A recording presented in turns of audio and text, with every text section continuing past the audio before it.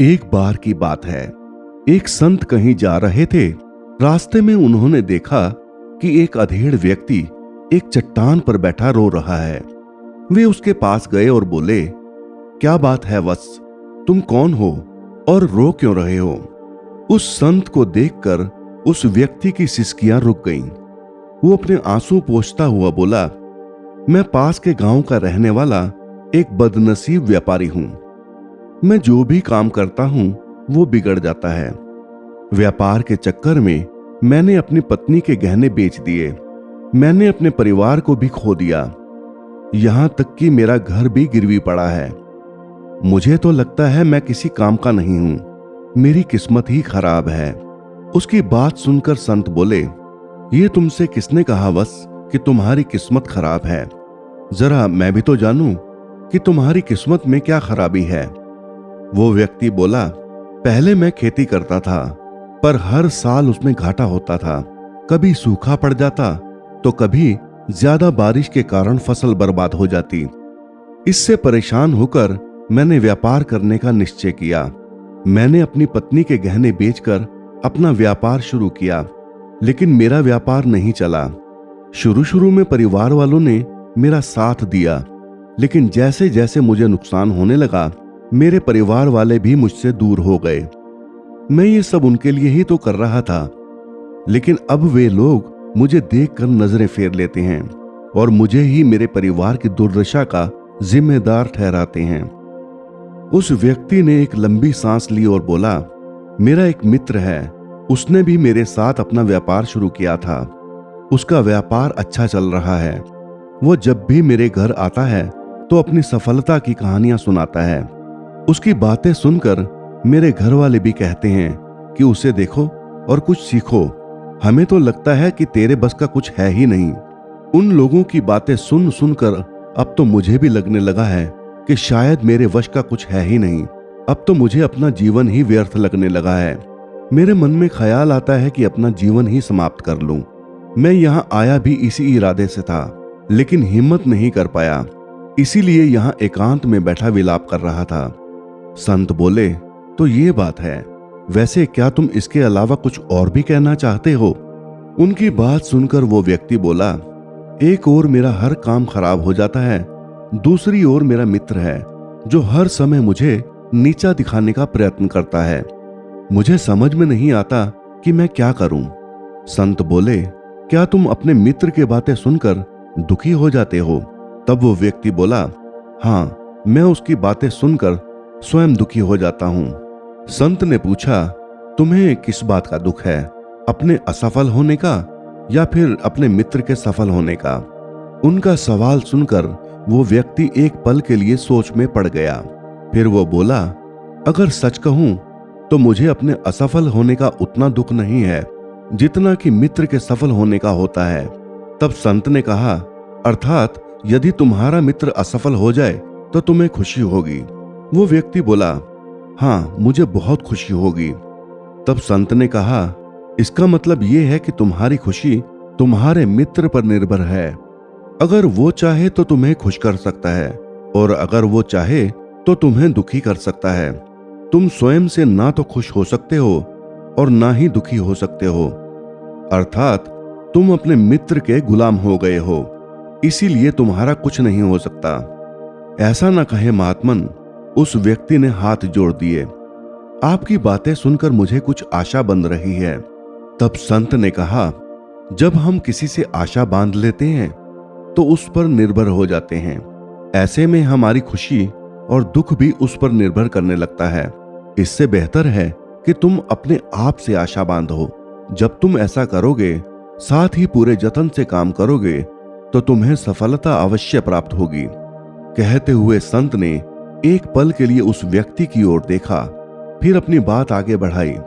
तुम्हें लगता है कि तुम्हारा मित्र तुम्हें दुखी करने आता है, पर अगर विचार करो तो वो बातें तो सच्ची ही कहता है। वो अपने संघर्ष और अपने अनुभव की बातें बताता है। तुम उन बातों से बहुत कुछ सीख सकते हो।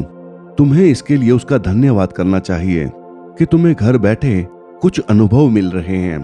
तुम उन अनुभवों का लाभ उठाओ, नई शुरुआत करो, कर्म करते जाओ। हार मत मानो, एक दिन तुम्हें सफलता अवश्य मिलेगी। आज तुम जिसे अपना बुरा वक्त या बुरी किस्मत कह रहे हो, एक दिन ये बदल जाएगी। इसी के साथ तुम्हारे विचार भी बदल जाएंगे। और देखना, जब तुम्हारा अच्छा वक्त शुरू होगा तब तुम्हारा मित्र भी तुम्हें अपनी सफलताओं की कहानियां नहीं सुनाएगा, तब वो अपनी असफलताओं की बातें बताएगा ताकि तुम उसकी बातें सुनकर भ्रमित हो जाओ, तुम्हारा आत्मविश्वास हिल जाए और तुम गलत निर्णय ले सको। लेकिन उस समय भी तुम्हें अपनी बुद्धि का प्रयोग करना होगा।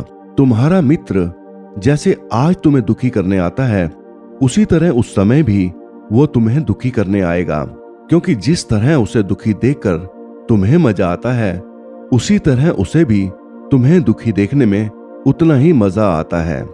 वो व्यक्ति बोला, आपने सही कहा, लेकिन मेरा सबसे बड़ा दुख ये है कि मेरे परिवार के लोग भी इसमें शामिल हैं। वास्तव में मैं तो अपने परिवार के लिए अच्छा ही करना चाहता था, लेकिन वे लोग भी मेरी बात नहीं समझते। वे भी मुझे गलत कहते हैं और अब तो वो मेरे साथ भी नहीं हैं। संत बोले, मैं समझ गया, तुम सांत्वना चाहते हो। वास्तव में इस दुनिया में सभी लोग सांत्वना ही चाहते हैं। हम चाहते हैं कि हम जब भी कुछ करें तो लोग हमारी प्रशंसा करें, लेकिन आम तौर से ऐसा नहीं होता है। इसीलिए हम दुखी हो जाते हैं। हमें लगता है कि हमारे मित्र, परिवार वाले सब मतलबी हैं। लेकिन तुम अगर किसी को अपना परिवार मानते हो और उसके लिए कुछ भी करना चाहते हो, तो तुम्हें ऐसा क्यों लगता है कि तुम दूसरों के लिए कुछ कर रहे हो? वास्तव में तुम अपनी खुशी के लिए कुछ कर रहे हो। इसीलिए परिवार के लिए कुछ करना वास्तव में अपने लिए ही करना होता है। लेकिन अगर ऐसा करते समय तुम्हें लगता है कि तुम दूसरों के लिए कुछ कर रहे हो, तो तुम दुखी रहोगे। और अगर तुम्हें लगता है कि तुम अपने लिए कुछ कर रहे हो, तो तुम खुश रहोगे, क्योंकि जब तुम अपने लिए कुछ अच्छा करते हो या करना चाहते हो, तब तुम्हें सांत्वना की जरूरत नहीं पड़ती है। संत की बातें सुनकर उस व्यक्ति के चेहरे के भाव बदल गए। वो बोला, आप सही कह रहे हैं, मैं समझ गया हूं। अब तक मेरी किस्मत इसलिए खराब थी क्योंकि वो दूसरों के हाथ में थी। अब मैं अपनी किस्मत को अपने हाथ में रखूंगा। मैं फिर से प्रयत्न करूंगा, पूरे मन से काम करूंगा, और जब तक सफलता नहीं मिल जाती, चैन से नहीं बैठूंगा। उस व्यक्ति की बात सुनकर संत मुस्कुराए और उसे एक छोटी सी डिबिया देते हुए बोले, इस डिबिया को अपने पास रखना। इसमें एक ऐसा राज है जो तुम्हें बड़े से बड़े दुख से भी बाहर निकाल लेगा। लेकिन इसे तभी खोलना जब तुम्हारे जीवन में कोई रास्ता ना सुझाई दे और तुम्हें लगे कि सब व्यर्थ है, ये दुनिया व्यर्थ है और यहाँ रहना भी व्यर्थ है। उस व्यक्ति ने संत को धन्यवाद दिया और डिबिया को लेकर चला गया। उसने नए उत्साह के साथ फिर से अपना व्यापार आरंभ किया। उसका व्यापार चल निकला। अपनी मेहनत और लगन के बल पर वो एक बड़ा व्यापारी बन गया। परिवार वाले भी अब उसके साथ आ गए और उसका जीवन हंसी खुशी बीतने लगा। अब वो भूतकाल का रोना छोड़ चुका था।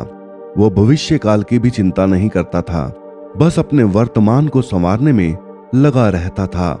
और जो कुछ भी करता था वो अपने लिए करता था, अपनों के लिए करता था। इसीलिए वो प्रसन्न था। उसके जीवन में अब कोई दुख नहीं था। लेकिन कहते हैं ना कि वक्त हमेशा एक जैसा नहीं रहता है, वक्त बदलता रहता है। उसके जीवन में भी बदलाव आया। एक दिन उसके राज्य पर पड़ोसी राजा ने चढ़ाई कर दी। उसने इस राज्य पर अपना कब्जा कर लिया। उसके सैनिकों ने चारों ओर लूट मार मचा दी। उन्होंने व्यापारी का सारा धन लूट लिया। उसके घर में आग लगा दी। जान बचाने के लिए उसे अपने परिवार के साथ वहां से भागना पड़ा। वो व्यक्ति अपने परिवार के साथ कई दिनों तक इधर उधर भटकता रहा। वो दाने दाने को मोहताज हो गया। उसका बच्चा बीमार हो गया। इलाज के अभाव में वो तड़पने लगा। ये देखकर उसका हृदय चित्कार उठा। वो कैसे अपने बच्चे का इलाज करवाए? उसके पास तो खाने के लिए भी पैसे नहीं थे। ऐसे में उसे एक बार फिर से निराशा ने घेर लिया। उसे लगने लगा कि उसका जीवन व्यर्थ है, सारी दुनिया व्यर्थ है, किसी भी बात का कोई मतलब नहीं है। भले ही आप जीवन में कितना भी कुछ कर लो, कितनी भी सफलता हासिल कर लो, पर अंततः ये जीवन समाप्त ही होता है। तो फिर ऐसे में जीवित रहने का क्या फायदा? इससे तो अच्छा है कि वो अपना जीवन ही समाप्त कर ले। लेकिन तभी उसके दिमाग में संत की दी हुई डिबिया कौंध उठी। उसने उत्सुकता के साथ उसे खोला। डिबिया के भीतर एक पर्ची रखी हुई थी। पर्ची पर कुछ लिखा हुआ था। उसे पढ़कर उसकी आंखों के आगे छाया निराशा का अंधेरा छंट गया और वो मुस्कुरा उठा। पर्ची पर लिखा था, ये समय भी बीत जाएगा। उसने डिबिया को अपनी मुट्ठी में भींच लिया और एक नई शुरुआत के लिए उठ खड़ा हुआ। दोस्तों, हम अक्सर अपनी असफलताओं से निराश हो जाते हैं और अनाप शनाप कुछ करने लगते हैं। हम कोशिशों को छोड़ देते हैं, जबकि सफलता के लिए कोशिशों का होना जरूरी है। इसलिए निराश ना हों और अपनी सफलता के लिए कोशिश करते रहें। आपको सफलता एक दिन जरूर मिलेगी। दोस्तों, आपको ये कहानी कैसी लगी? कृपया अपने कमेंट करके बताइए। यदि कहानी अच्छी लगी हो तो कृपया चैनल को लाइक और सब्सक्राइब अवश्य करें। धन्यवाद।